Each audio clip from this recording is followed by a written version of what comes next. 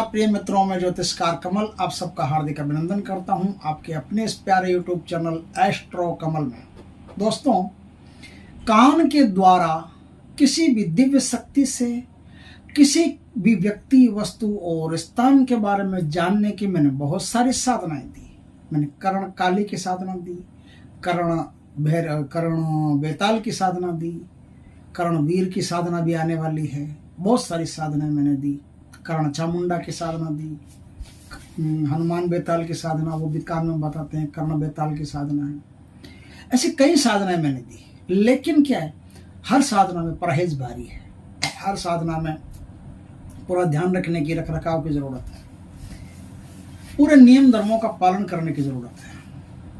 आज मैं एक ऐसी साधना बता रहा हूं जिसमें कोई भी ज्यादा नियमों का पालन करने की आवश्यकता नहीं है। कोई आदमी कोई कुछ खाता पीता है तो भी चलेगा, जिस प्रकार की वृत्ति का है उस प्रकार की वृत्ति का भी चलेगा।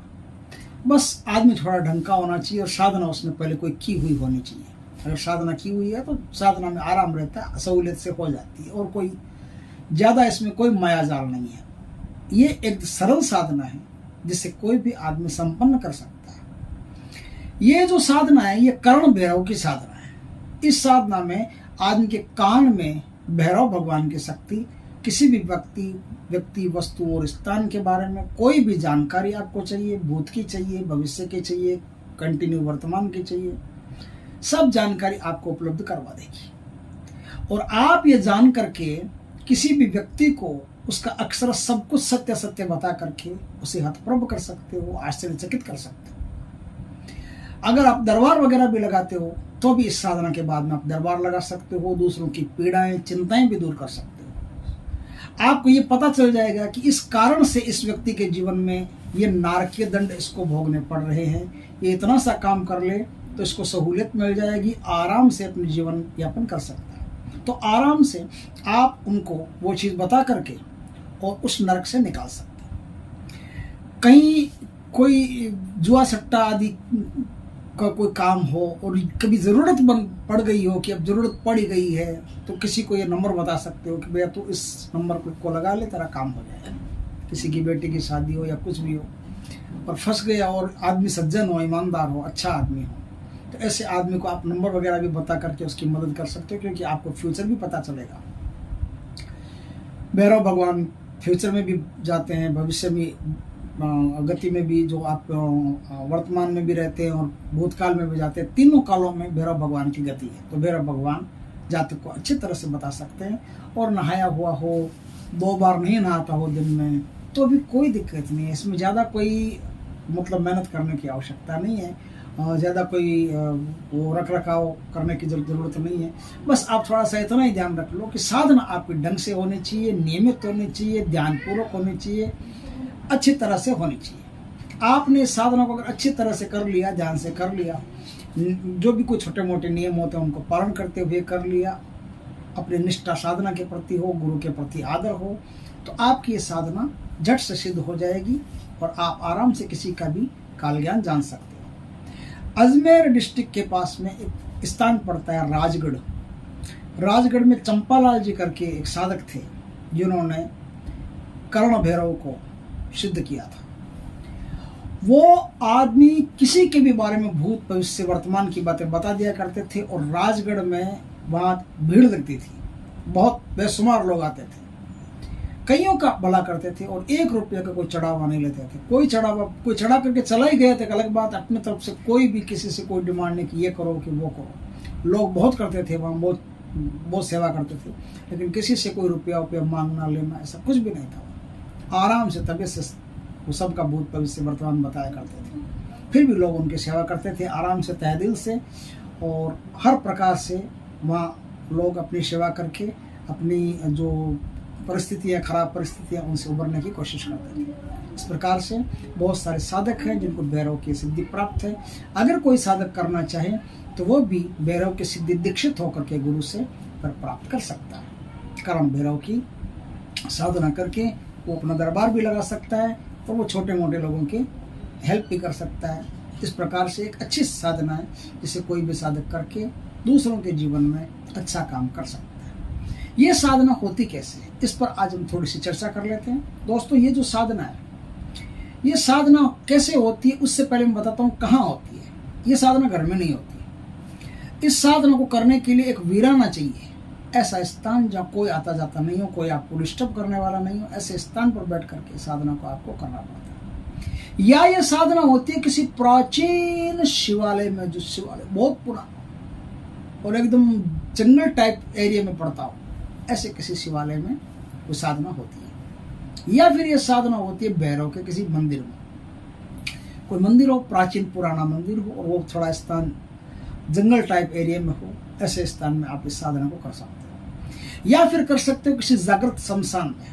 ये 4 स्थान है, 4 स्थान मैंने बता दी, चारों में से किसी भी स्थान पर आप इस साधना को संपन्न कर सकते हो। इस साधना को संपन्न करने से पहले, एक दिन पहले आपको क्या करना पड़ेगा, इमरती होती है, इमरती एक मिठाई होती है, जिनको पता है उनको नहीं, जिनको नहीं पता उनको बता रहा हूँ। इमरती एक मिठाई होती है, जलेबी की तरह ही होती है, बस उसमें थोड़े जो घेरे होते हैं वो अलग टाइप के होते हैं। आप पूछ लेना इमरती। वो इमरती आप लेकर के जाएंगे भैरव मंदिर में। और क्या क्या ले जाना, और भी कुछ ले जाना ना। एक तो इमरती ले जानी, इमरती का कोई 1-2 पीस हो वो लेके जाना है। और भी कोई अन्य मिठाई हो, लड्डू वगैरह वो ले जाने, 2 लौंग लड्डू में डाल करके ले जाने, लड्डू में चूहो करके वो ले जाने। थोड़ी सी भजिए ले जाने, भजिया तलते हैं ना, भजिए ले जाने। शराब की 1 बोतल ले जानी है। ये सब प्रसाद लेकर के आप भैरव भगवान के मंदिर जाएंगे। भैरव भगवान के मंदिर जा करके उनकी पूजा अर्चना करके और भैरव भगवान को ये सब चढ़ा करके उनसे कर्ण भैरव की साधना की अनुमति मांग लें।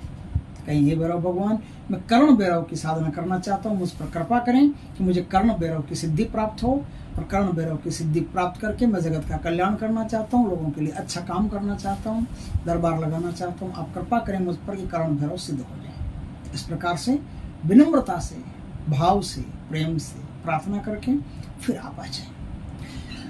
ये कब होगा? ये होगा शनिवार के दिन, क्योंकि साधना शुक्ल पक्ष के किसी भी रविवार के दिन से शुरू होगी। शुक्ल पक्ष के किसी भी रविवार के दिन से आप इस साधना को शुरू करोगे ना, तो शनिवार के दिन ये प्रार्थना करके आपको आना है। अब अगला दिन जो आपका है वो मैंने बताया किस स्थान पर आपको जाना है, क्या करना है। जो स्थान आपने चुन लिया, चुनाव कर लिया, उस स्थान पर जाकर के पहले से आप साफ सफाई करके अपना स्थान बना लेना, साधना करने लायक वो स्थान बना लिया। अब आपको क्या करना है, आपको कुछ खास नहीं करना। सामने एक पट्टा लगा लेना, शमशान हो चाहे कुछ भी, सामने को पट्टा लगा लेना। पट्टा मतलब जैसे लकड़ी का कोई पट्टा होता है, पाटा होता है, कुछ भी लगा लेना। उस पर काले रंग का एक कपड़ा बिछा लेना, ब्लैक कपड़ा बिछा लेना। भैरव की फोटो मिलती है तो सबसे बढ़िया है, नहीं तो आप किसी नारियल को काला कपड़ा लपेट करके 5 बार मोड़ी लपेट करके उन्हीं को भैरव भगवान मान करके उनको वहां स्थापित कर दें। ये मंदिर की बात है। शमशान में करते हो तो इतने की आवश्यकता नहीं है। शमशान में करते हो तो खाली मानसिक रूप से ही पूजा करनी है, आपको कोई मूर्ति वहाँ नहीं लगेगी। वहाँ पहले से मूर्ति होती है, वो मूर्ति के लिए आपको अलग से मूर्ति लगाने की जरूरत नहीं है।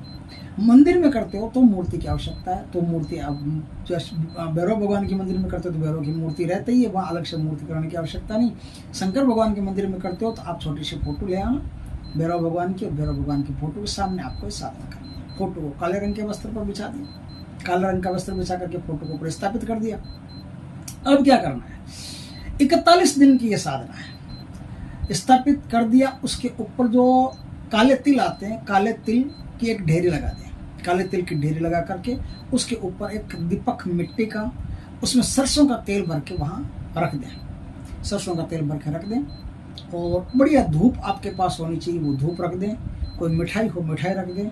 शराब की एक बोतल खुली, चाहे वो पौवा हो छोटा सा देसी शराब का, वो खोल करके किसी डिस्पोजल गिलास में भर करके वहाँ रख दें।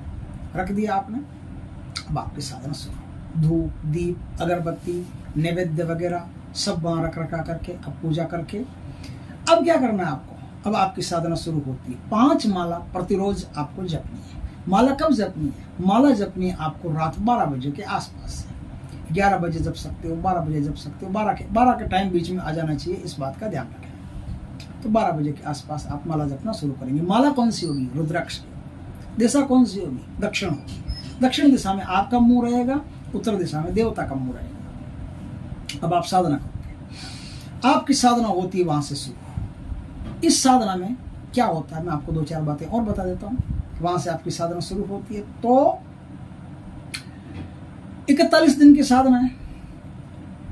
41 दिन से जब आप साधना शुरू करोगे तो 10वें 15वें दिन से आपको अनुभव होना शुरू हो जाएगा, और अनुभव में कई बार ऐसे डरावने विभत्स दृश्य आपके सामने आ सकते हैं। डरना मना है। डर गए, उठ गए, भाग गए, इस साधना को बीच में छोड़ने का कोई रिवाज नहीं है। जब तक घर में कोई प्रस्ता नहीं हो गई हो, कोई सूतक वगैरह नहीं हो गया हो, जब तक घर में कोई मर नहीं गया हो या पैदा नहीं हो गया हो, नया मर जाता है या पैदा हो जाता है, तो इस साधना को बीच में छोड़ सकते हो। वरना ये साधना शुरू करने के बाद में बीच में छोड़ना खतरनाक है। आदमी पागल हो सकता है, उसके कानों में बीमारियां हो सकती हैं, और वो डॉक्टरों से ठीक नहीं होगी। कितनी कोशिश कर ले तो डॉक्टर से ठीक नहीं होगी। इसलिए साधना को बीच में छोड़ना 7 बार सोच करके फिर साधना में बैठना, कि बीच में छोड़ना ही नहीं। साधना करोगे तो साधना में डर आएगा, कई प्रकार के बीच में विचित्र दृश्य आएंगे, आपको कई तरह की आवाजें सुनाई देगी। ये डर वगैरह कुछ भी नहीं है। ये क्या है मैं बता देता हूँ।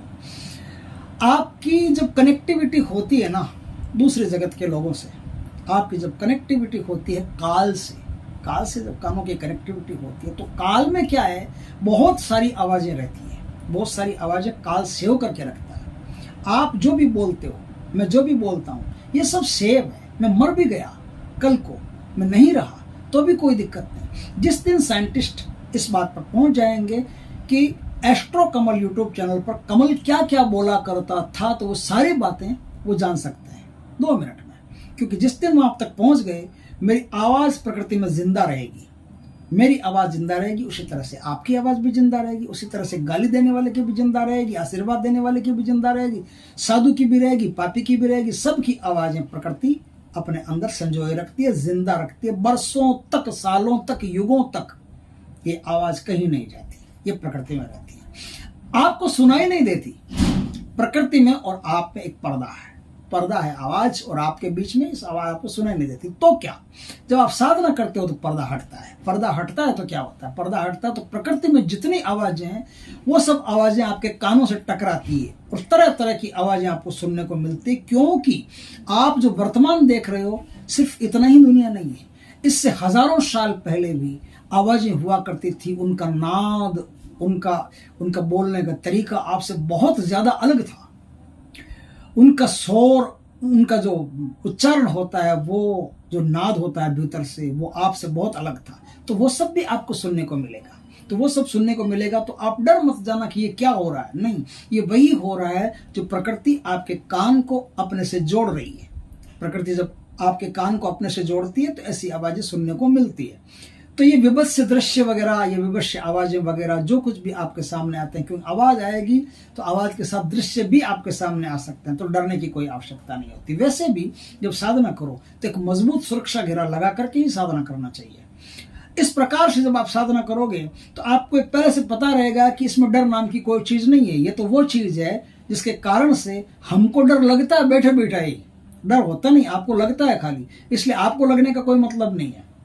तो इसलिए आप इस साधना को आराम से 41 दिन तक करते जाइए। सरसों के तेल का दीपक, खुशबूदार धूप, मीठा प्रसाद, शराब का प्याला रख दीजिए। इस प्रकार से आपकी साधना चलती रहेगी। मंत्र के 5 माला का रोज जाप करना है, रुद्राक्ष की माला से करना है, दक्षिण दिशा में मुंह रख करके करना है, और सुरक्षा घेरा लगा करके करना है। अच्छी तरह से काली कवच आता हो आपको, भैरव कवच आता हो आपको, तो भैरव कवच, काली कवच, दोनों में से एक, जो भी, 2 एक साथ नहीं लगते, ध्यान रखना, दोनों में से एक कवच लगा करके, सुरक्षा घेरा लगा करके आप आराम से बैठ करके साधना करो। सामग्री सुरक्षा घेरा के बाहर रहेगी, और सामग्री सुरक्षा घेरा के बाहर रहेगी, आप सुरक्षा घेरा के अंदर रहोगे, इस बात का ध्यान रखें। अब आप साधना शुरू करते हैं। साधना चलते चलते चलते चलते कुछ समय में आपके कानों में अपने आप ही धीरे धीरे बैलेंस बनने लगेगा, और जो आवाजें थी जिनसे डर लगता था वो डर अब कम होने लगेगा। अब आपको कुछ स्पष्टता आवाजों में साफ साफ लगने लगेगी। साधना तो 41 दिन की है, लेकिन दोस्तों इस साधना को आपके साथ बैलेंस बनाने में, तारतम्य जोड़ने में हो सकता है 2 महीने 3 महीने का समय भी लग जाए। तो धैर्य रखना, क्योंकि बैलेंस बनने में टाइम लगता है थोड़ा सा। एक आदमी साइकिल चलाता है तो भी उसे बैलेंस बनाने में टाइम लगता है। पहले नई नई साइकिल चलाएगा, बैलेंस बनाने में टाइम लगेगा। तो एक छोटी सी चीज चलाने में जब टाइम लगता है, तो प्रकृति से आपकी कनेक्टिविटी हो रही है, आपका सामंजस्य हो रहा है, तो उसमें तो देर लगेगी। तो वो जब सेटिंग बैठेगी आपकी, तारतम्य में बैठेगा, तो उसमें थोड़ा समय लगता है। धैर्य रखना, कहीं नहीं जाएगा, आपको साफ साफ क्लियरली आवाज सुनाई देगी सबकी। तो किसी भी व्यक्ति, वस्तु, स्थान के बारे में आप जानना चाहते हैं तो विचार करने की आवश्यकता है। विचार के साथ ही आपके कान में उसके सारे समाचार मिल जाएंगे। इस प्रकार से एक साधना है जो कर्ण भैरव की साधना बहुत उच्च कोटि की साधना है। इस साधना में एक बात और कि आपको साधना होने के बाद में भी एक माला का प्रतिरोध जाप करना पड़ेगा ताकि आपकी साधना जिंदा रहे। और जब भी ग्रहण आए तब 5 माला का जाप धूप के साथ में कर लेना। आप दीप जलाओ तो भी कर लेना, कोई दिक्कत नहीं। धूप दीप के साथ में किसी भी ग्रहण आए आप इस मंत्र का 5 माला जाप कर लीजिए। और शुक्ल पक्ष के किसी भी प्रथम रविवार को कोई भी भैरव मंदिर हो वहां ले जा करके एक शराब की बोतल खुली करके वहां छोड़ करके आना पड़ेगा, भैरव को चढ़ाना पड़ेगा। धार दो तो सबसे बढ़िया है। धार अगर देने की सुविधा नहीं है तो आप शराब की बोतल खुली करके भैरव भगवान को जैसे के तैसे बोतल चढ़ा करके आ जाए। ये काम आपको नियमित करना पड़ेगा। कई ऐसे साधक हैं, मेरे खुद के गुरुजी हैं, उनको भी भैरव की सिद्धि है। वो भी भूत भविष्य वर्तमान सब कुछ बता दिया करते हैं। बैठे बैठे को कुछ करना नहीं, वो खटिया पर बैठे हैं, एकदम बूढ़े आदमी खटिया पर बैठे बैठे सब बता देंगे आपको भैरव, भूत भविष्य वर्तमान। उनको भी भैरव की साधना सिद्धि है। तो इस प्रकार से आप भी एक सिद्धि अर्जित कर सकते हो और अच्छे अच्छे काम कर सकते हो। बुरे काम करने की सोचोगे तो देवता है, भैरव हो तो क्या है, तो देवता ही। बुरे कामों का बुरा नतीजा वो आपको छोड़ करके और कानों में बीमारी करके फटकार दे करके निकल जाएंगे, फिर कान ठीक नहीं होंगे। इस प्रकार से एक बहुत अच्छी, बहुत उच्च कोटि की, बहुत बढ़िया साधना है जिसे करके आप यकीनन एक अच्छी शक्ति को अर्जित कर सकते हो, दूसरों का भला कर सकते हो। साधना में जो मंत्र काम आता है वो मंत्र, वीडियो के मंत्रों पर कोई भरोसा नहीं होता। आप गुरु से दीक्षित होकर के फिर इस साधना को करें। यदि करने का विचार हो तो गुरु से दीक्षित होकर के फिर इस साधना को करें। मंत्र क्या होगा? मंत्र ये होगा, हाँ मैं भूल गया, आसन कौन सा होगा? देखो, आसन होगा काला और वस्त्र होंगे काले। आपके काले ही कपड़े होंगे और काला ही आसन होगा और माला रुद्राक्ष की होगी। बस आसन काला, कपड़े काले, लेकिन कपड़े कौन से? धोती और एक ऊपर काला, कुछ भी, कोई कटी वस्त्र हो तो, गमछा हो तो, कोई भी हो, दोनों ब्लैक रहेंगे, प्योर ब्लैक, दूसरा कोई कलर बीच में नहीं आएगा। इस बात का ध्यान रखें। इतनी सी बात भूल गया था, पर बता देता हूँ क्या दिक्कत है। तो ये पूरी की पूरी बात मैंने बता दी आपको अच्छी तरह से। अब एक भी शायद इसमें कुछ बचा नहीं। अब मंत्र बचा तो मंत्र में बचा तो ओम नमो आदेश गुरु जी को, कर्ण भैरव आए कर्ण भैरव जाए। ओम नमो आदेश गुरु जी को, कर्ण भैरव आए कर्ण भैरव जाए। कर्ण भैरव पल पल की खबर बताए, कर्ण भैरव पल पल की खबर बताए। शब्द साचा पिंड काचा फुरो मंत्र ईश्वरो बाचा। ये मंत्र है। आप गुरु से दीक्षित होकर के मंत्र प्राप्त करके, दीक्षा प्राप्त करके, दक्षिणा दे करके गुरु जी को दीक्षा प्राप्त करके फिर इस साधना को विधिवत ढंग से करें। जैसे गुरु बताता है वैसे साधना को करें। आपको 100% भगवान की कृपा से सफलता प्राप्त होगी। दोस्तों, वीडियो अच्छा लगा हो तो लाइक करना, कमेंट करना, शेयर करना, और यदि पहली बार हमारे चैनल पर आए, चैनल को सब्सक्राइब करना, पास में जो बेल आइकॉन का बटन है वो दबा देना, ताकि हमारी ज्ञानवर्धक जानकारी पूर्ण वीडियो सबसे पहले आपके पास आ सके। जय श्री कृष्णा दोस्तों।